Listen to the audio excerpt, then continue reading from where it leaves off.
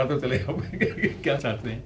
उन्होंने कहा कि हमारे यहाँ गणपति फेस्टिवल होता है, 10 दिन मनाया जाता है। वो गुजरात और बॉम्बे में, महाराष्ट्र में उसका खास प्रचलन है, गणेश की पूजा। तो हमारे यहाँ आजकल वो चल रही है। मैं चाहता हूँ कि आपका प्रवचन वहाँ पर हो, हमारे रेजिडेंस के ऊपर, और स्टेट के और चंडीगढ़ और पंजाब के भी कुछ यानी बड़े बड़े लोग वहाँ हाजिर होंगे। तो मैं चाहता हूँ कि मैं तो सुनूँ ही, और वो लोग भी आपके विचार सुने। मैंने कहा सर ये अजीब सी बात है, अब मैं आपको इनकार भी नहीं कर सकता, और मैं इसको एक्सेप्ट करने में भी थोड़ा सा दिक्कत महसूस करता हूँ। वो ये कि आपने जो मेरे ऊपर अनुकंपा की है कि मैं वहाँ जाकर कुछ कह सकता हूँ, तो इसके पीछे एक धारणा ये मालूम होती है कि आपको मेरे विचार अच्छे लगते हैं या वो हिम्मत वाले लगते हैं। तो ऐसी सूरत में या समझते हैं कि भी कोई लाग लपट वाली बात नहीं है, स्ट्रेट टॉक करता हूँ। अगर ऐसा है तो फिर मेरा इसमें इम्तिहान हो जाएगा कि मैं वहाँ जाकर क्या करूँ।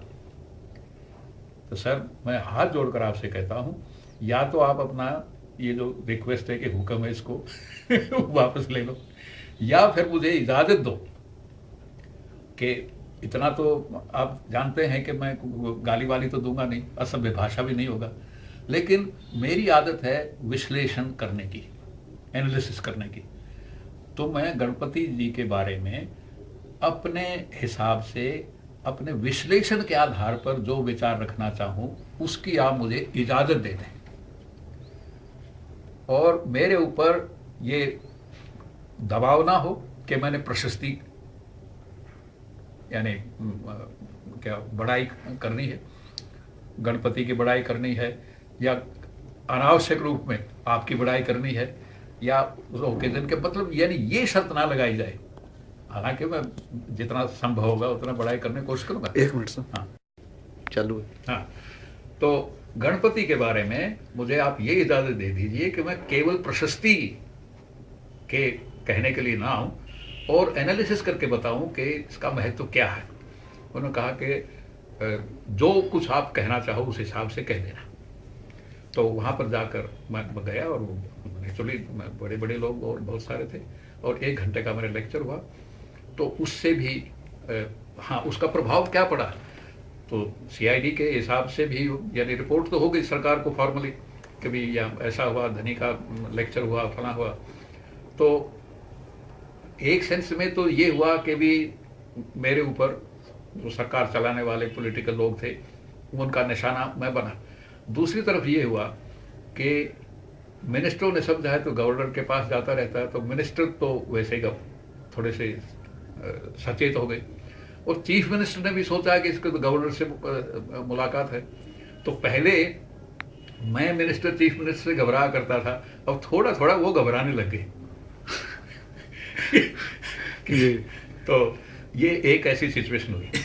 उसके बाद एक ऐसी सिचुएशन भी आई कि बहुत बार लोग कहते हैं कि जी मैंने ये दिया, मैंने वो दिया, वो दिया, वो दिया, या यानी लेने देने का कुछ गिफ्ट्स वगैरह का, या दिवाली पर या किसी ओकेजन पर ऐसा रहता है। तो मैंने सोचा कि मैं किसी को क्या दूं, मैं लोगों से कुछ पैसे लेता नहीं, और मेरी तनख्वाह इतनी है नहीं जो उसमें से किसी को दूं।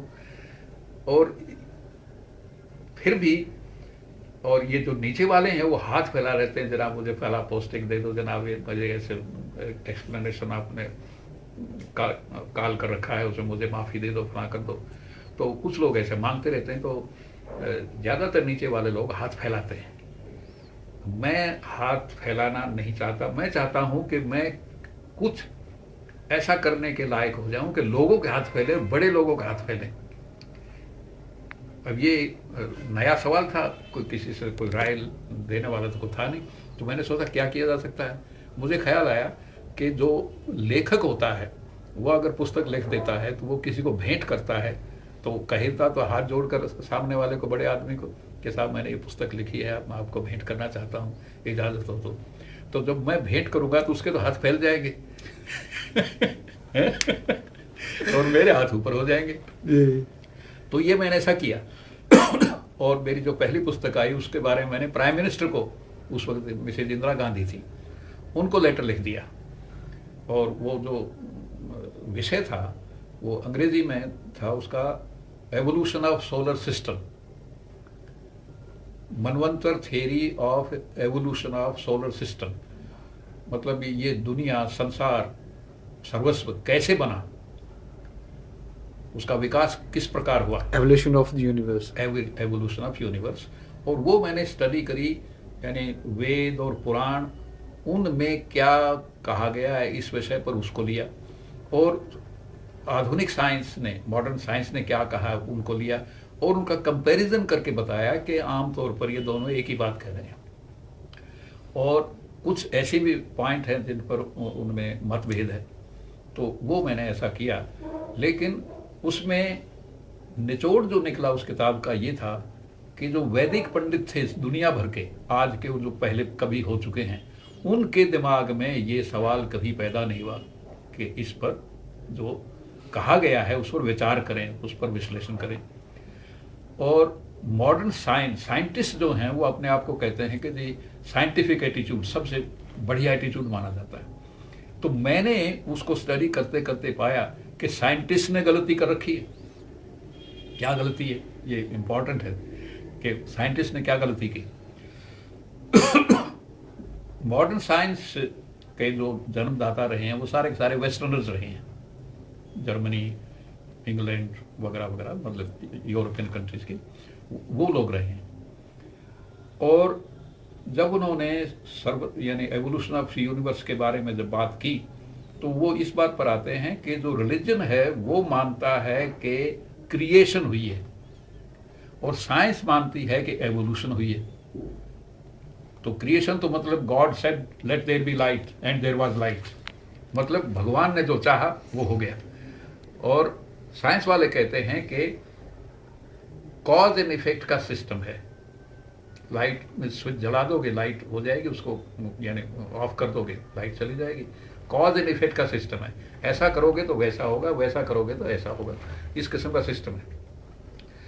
तो जब उन्होंने एवोल्यूशन ऑफ यूनिवर्स की स्टोरी या थियरी पेश की, तो वो ये महत्वपूर्ण है नोट करना कि जिस वक्त मैंने ये बात कही उस वक्त तक मॉडर्न साइंस की 14 थियरीज आ चुकी थी।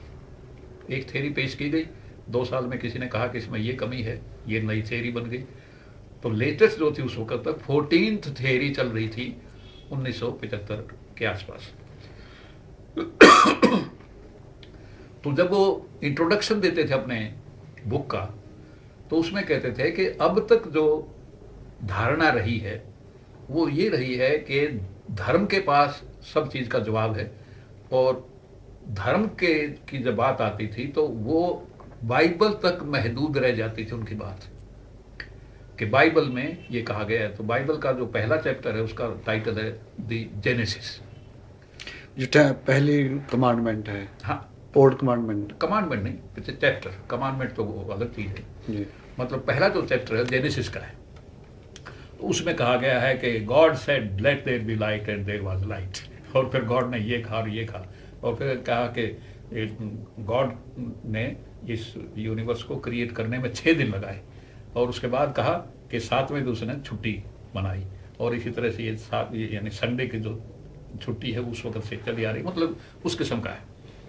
तो मैंने कहा कि उन्होंने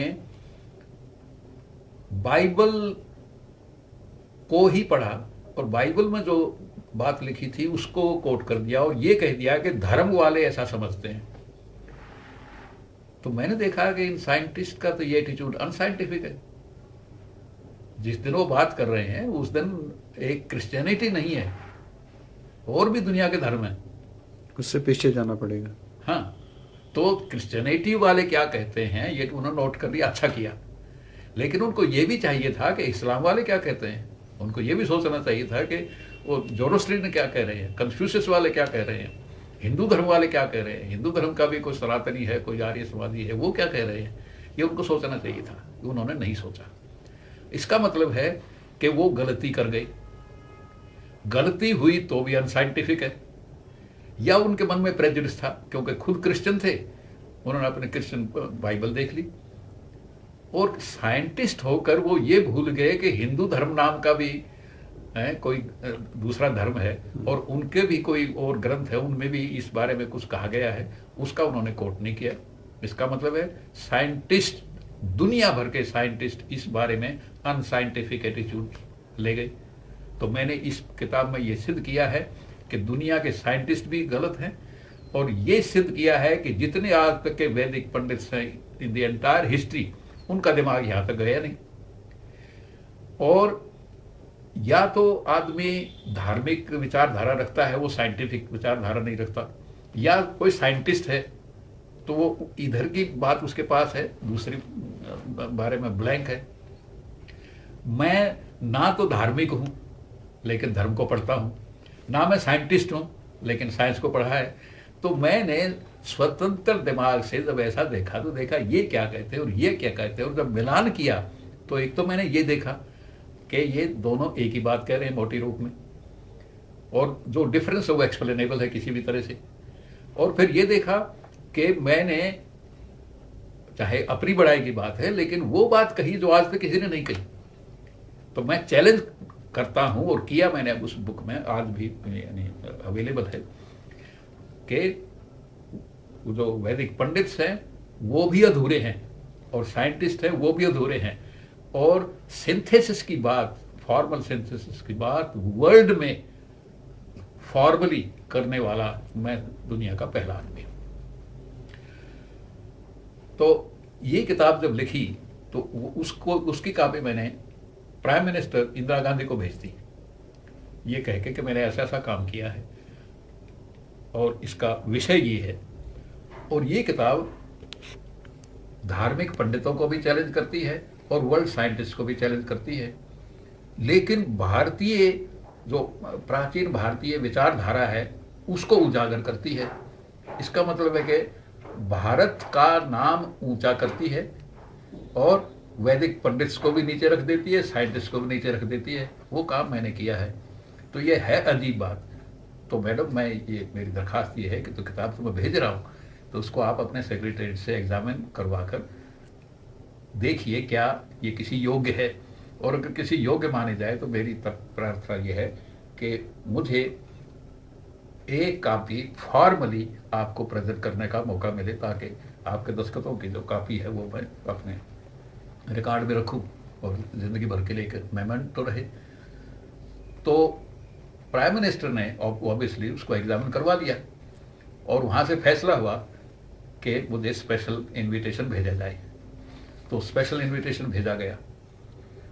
वो जो दिन मुकर्रर किया गया वो बाई चांस वो दिन था जब उसका जो बेटा था संजय गांधी, जिसकी 1 साल पहले मृत्यु हो गई थी, तो उसकी जो बरसी थी वो डेट गलती से निश्चित कर दी गई मेरे उस सेरेमनी के लिए, और वो बाद में उनका नोटिस में आया। मतलब एक बार तो मुझे बता दें कि फला तारीख आपको प्राइम मिनिस्टर ने दिया है, लेकिन बाद में नोट किया तो उन्होंने देखा कि तो गड़बड़ हो गई। तो प्राइम मिनिस्टर से पूछा गया जी उस दिन तो नहीं हो सकता, कोई और डेट दी जाएगी। उन्होंने कहा कि और दे और 1 मिनट चालू है सर। तो प्राइम मिनिस्टर से उन्होंने पूछा कि जी वो तो डेट कोई बदलनी पड़ेगी, उन्होंने इजाज़त दे दी। उसके बाद ये प्रोटोकॉल का सिस्टम है कि अगर मैसेज कोई भी किसी को देना है तो जो डायरेक्टली कंसर्न आदमी है उसी के साथ सीधी बात जब तक नहीं हो जाए, ये नहीं माना जाएगा that message has been passed. इसलिए प्राइम मिनिस्टर के ऑफिस का कोई जो भी रिस्पॉन्सिबल ऑफिसर था, उन्होंने मुझे टेलीफोन पर ये बताना चाहा कि प्रोग्राम में ये चेंज है और रिवाइज आपकी डेट जो है अपॉइंटमेंट की फला है। तो मेरी पोस्टिंग तो चंडीगढ़ में थी, लेकिन दौरे वाली ड्यूटी थी। तो जब वो मेरा टेलीफोन नंबर उन्होंने मिलाया दिल्ली से, तो ऑफिस से पता चला कि मैं दौरे पर हूँ या ऑफिस में नहीं हूँ। उन्होंने कहा कि घर का नंबर दे दो, घर का टेलीफोन नंबर दे दिया गया। वहाँ हुआ तो वहाँ हमारी बीवी ने बताया कि वो तो है नहीं, दौरे पर गए हुए हैं। तो उन्होंने कहा कि सर चीफ मिनिस्टर का ऑफिस का दे दो। तो चीफ मिनिस्टर का ऑफिस का नंबर उन्होंने लिया और वहाँ पर कहा कि प्राइम मिनिस्टर के ऑफिस से हम बोल रहे हैं और धनी से बात करनी है, तो आप उनका आता पता बता सकते हो। तो उन्होंने कहा कि भी अब तो पता किया है और दौरे पर हैं, कहाँ हैं ये तो पता नहीं है, कब आएंगे ये भी सर्टन नहीं है। उन्होंने कहा कि तो जब भी आए, जब भी कांटेक्ट हो जाए तो हमें बताया जाए, प्राइम मिनिस्टर का मैसेज उनको डिलीवर करना है। अब ये बात सारे स्टेट में सर्कुलेट हो गई कि प्राइम मिनिस्टर का ऑफिसर धनी से बात करना चाह रहा है, और वो क्या बात करना चाहता है जो चीफ मिनिस्टर को बताने के लिए तैयार नहीं है जी। तो एक तो ये एक कौतूहल हुआ, आश्चर्य हुआ बात। लेकिन इस आश्चर्य से बड़ा आश्चर्य ये हुआ कि चीफ मिनिस्टर के दिमाग पर इसका बोझ ये पड़ा कि इसकी तो प्राइम मिनिस्टर से सीधी बात है। सीधी बात है। इसका मतलब है पहले गवर्नर की वजह से वो यानी सोच लगा कि इसके साथ वो डील करते हुए जी। देखना पड़ेगा, तो गवर्नर से बात करता है। और जब प्राइम मिनिस्टर से ये एक एक्सीडेंटल बात हुई तो उन्होंने सोचा जो प्राइम मिनिस्टर भी है तो मुझे तंग करने वाले जो लोग थे वो सतर्क होते चले गए और फैसला अपने आप ही लेते चले गए मेरे रिक्वेस्ट किए बिना कि भी इसको छेड़ना नहीं है। अच्छा, अब उसको आप बात करते हैं हाथ फैलाने वाली। वो किताब जब मैं लेकर वहाँ गया और वो यानी स्पेशल अपॉइंटमेंट प्राइम मिनिस्टर के पास 3-4 से ज़्यादा नहीं होती एक दिन में, यानी वैसे तो चाहे सारा दिन कितने लोग, लेकिन स्पेशल अपॉइंटमेंट किसी को 3 या 4 मैक्सिमम होती है। तो I was one of the 3 or 4 person of the day जिनको स्पेशल ऑडियंस मिली। तो जब मैं भेंट किया तो ऑब्वियसली उसके हाथ फैले और मैंने हाथ ऐसे किए। तो इसको मैंने फिर आगे इसको क्या बोलते हैं, इसको जिस तरह फ्रेंचाइजी में होता है डुप्लीकेशन, तो मैंने इस एक्सपीरियंस को डुप्लीकेट करना शुरू कर दिया। तो मैंने वाइस प्रेसिडेंट ऑफ इंडिया से रिक्वेस्ट किया कि जो मैं भेंट करना चाहता हूँ, उसने बुला लिया, उसके हाथ फैलवा लिए। राष्ट्रपति को ज्ञानेंद्र सिंह तो वो वैसे भी बठिंडा में फरीदकोट जो है वो बठिंडा का पार्ट होता था पहले, और उनकी कॉन्स्टिट्यूंसी फरीदकोट थी। तो फरीदकोट मेरे जुरिस्डिक्शन में पड़ता था, जो मेरी बठिंडा में पोस्टिंग थी। तो उस वक्त से मतलब यानी थोड़ा सा हमारा अच्छा मेल जोल भी था। तो वहाँ गए तो राष्ट्रपति के हाथ फैला लिए। तो कितने ही राष्ट्रपतियों के हाथ फैलवा लिए मैंने, कितने गवर्नरों के हाथ फैलवा लिए, कितने मिनिस्टरों के हाथ फैलवा लिए। तो मैं सब कारी बांधते गए। हाँ, और किताबें फिर मेरी यानी बार बार और आती चली गई। अभी मैं आपको दिखाऊंगा ये किताबें जो रखी, ये मेरी लिखी हुई, इनके अलावा और भी हैं। तो इस तरह से मतलब आगे बढ़ने के लिए क्या हुआ, अगर मैं वीक भी था तो मैंने वीकनेस अपनी को स्ट्रेंथ में कन्वर्ट किया, अपनी साधारण वीकनेसेस को दूर करके, साधारण जो आदमी को प्रलोभन मारते हैं उन प्रलोभनों को दूर करके। और जो काम मेरे सामने आया ये सोचा कि मैं खुद ही करूं और किसी और पर डिपेंड ना करूं। तो पहले तो ईमानदारी, दूसरा काम जानना, और तीसरा जो लोग आपको कमज़ोर समझकर दबाना चाहते हैं उनकी हवा निकाल देना कुछ ऐसे एक्शन से जिससे कि कहें कि भी इसको अगर तंग किया तो कोई पूछने वाला है, हमें हमसे ऊपर भी कोई है जो हमें पूछ सकता है। तो वो आपको एक तरह से परमानेंट इंश्योरेंस आपको मिल जाता है। और ज़िंदगी में मैं भगवान है तो उसकी मेहरबानी है, और भगवान के बिला कहो कि भी वक्त की बात है तो वक्त की मेहरबानी है। बहरहाल हर चीज़ का मैं अपने आप को आखिर नहीं समझता, कोई ना कोई हायर पावर्स हैं, ये उनके देयर इज ए लॉ, उस लॉ को मैंने समझने की कोशिश की और उस लॉ के दायरे में रहकर मैंने कार्रवाई की है। तो ये नहीं कह सकते कि दुनिया में जो चीज़ चाहिए मुझे सब मिले, ना मैं चाहता था, और जो चीज़ मिली मेरे लिए काफ़ी है और जो नहीं मिली वो मेरे काम की नहीं है। तो ये हमारा मूड है। हिंदू धर्म में एक त्रिमूर्ति को माना जाता है। वैसे त्रिमूर्ति जो है